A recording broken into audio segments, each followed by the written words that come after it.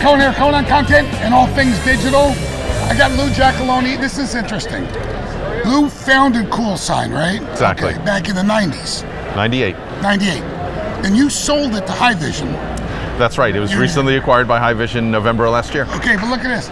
He's one of the guys that didn't just take the money and go buy a boat. He's still stuck around. He's with Haivision now, right? Exactly. What do you guys do now, and what is that? How's that different from what you were doing before with CoolVision? CoolSign. I know, you want to bring them together, right? right? Cool vision. That's a cool vision. It's a natural fit. So the reason that it was a great fit to come together, CoolSign doing digital signage for 13 years, Haivision, the leader in streaming video, and of course CoolSign can also support interactive platforms. So now, under one roof, we have a software platform that allows the enterprise deployment of store and forward digital signage, real-time streaming media or on-demand streaming media, and interactive applications. What's interesting to me is that puts you guys in a position of really having to be involved in the digital signage screen and the little screen on the smartphone, right? All screens. All screens. All screens, from the extremely big in Times Square to, as you say, all the way down to the smallest screens. Do you guys get yourselves involved in content strategies at all? Well, while we are a technology provider, absolutely one of the things that we feel that we're most valuable to our customer base is on the expertise that we've evolved over the years. I mean, best practices is something that's critical. So yeah, I mean, we absolutely get involved with content. Originally we're just going to talk about all this, the technology side, but I'm curious, from your perspective, what do you see are the differences, or how are the differences managed between the digital signage screen and the smartphone screen, the big screen, the small screen? Well, it's definitely a challenge. I mean, because honestly, the community hasn't even fully embraced the best practices even for a traditional digital signage screen. I mean, as we know, it isn't television. Right. It's not a billboard. It's kind of a hybrid in between. Right. And the sensibilities that you would bring to a billboard are probably more dominant in the large typefaces, high bright, high contrast imagery that catches your attention, kind of media at a glance. That still is the ruling mandate for the content. But of course you can bring motion and live video in too, but you have to do that judiciously because you are in a fast-paced public environment where you're not going to have the attention spans that you would in a movie theater or sitting on your couch at home. So even that is a big challenge. Now, it changes a lot when you bring it down to a personalized experience on a small screen, because now you can expect a little bit more engagement, especially when you're talking about a mobile device where it's something that they've requested and it's something that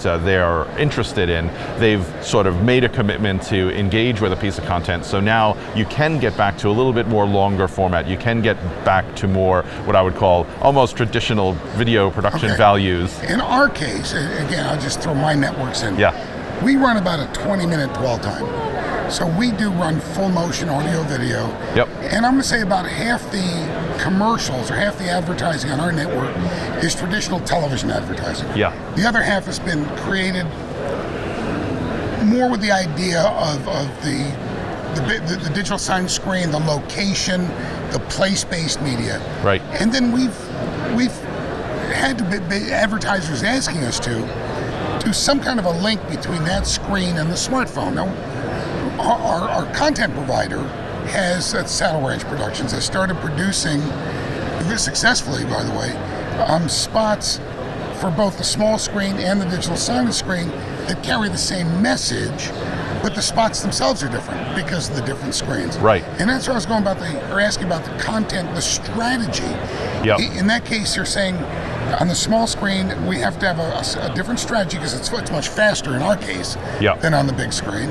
And therefore the commercials have to have a different strategy. Well, I think you have a lot more ability to present depth and connect on the small screen, ironically, right? Yeah. Because with the big screen, even though you do have that kind of There's dwell 12 time. people sitting there watching it. Exactly. And anytime you're in a public environment, and this is something that a lot of people, overlook, is that, who is your audience? Well, they're human beings, right? And what's the most interesting thing to another human being is another human being. So even in a waiting room with a bunch of people, you're intrinsically distracted. And even though the screen's probably a very compelling thing to watch, you're never going to have the complete engagement like you would get at So home it's not watching. a one-on-one. Exactly. As soon as somebody requests something on a mobile, so you might get their interest through the big screen and say, I want to log more. Right. Tease them, then get them to engage on something they want. We're telling 5.2 million women at exactly the same, well, it's not exactly, but at the same time, there's more information available